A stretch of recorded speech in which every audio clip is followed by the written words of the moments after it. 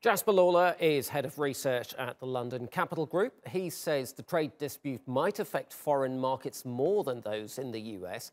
He also told us how the US Federal Reserve's interest rate decision this week could affect the dollar and emerging markets. Well, I think there is an expectation that this is going to get gradually worse over time, but you can see from the market reaction that it's actually not necessarily damaging all areas of the market. The Dow Jones Industrial Average in the US, I think people know that there's further escalation ahead in this. Obviously, these trade talks have been called off between the US and China, yet the stock market continues to push higher. Not such the same story in other parts of the world.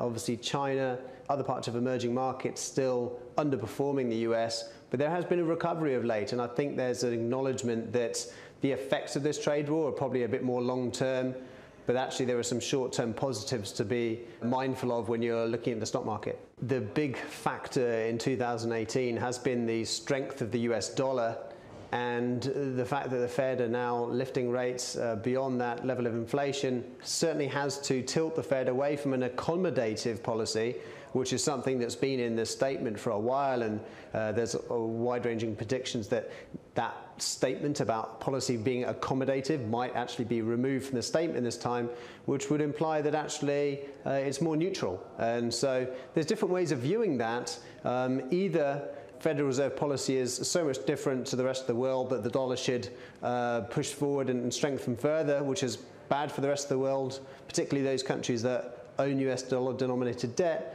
The other way of reading it is that actually maybe the Fed are reaching the end of this hiking cycle, and then actually we shouldn't expect so many rate hikes in the near future, and that actually could offer some relief to this dollar and this rally in the dollar and the pain that's been felt in emerging markets, or at least could be.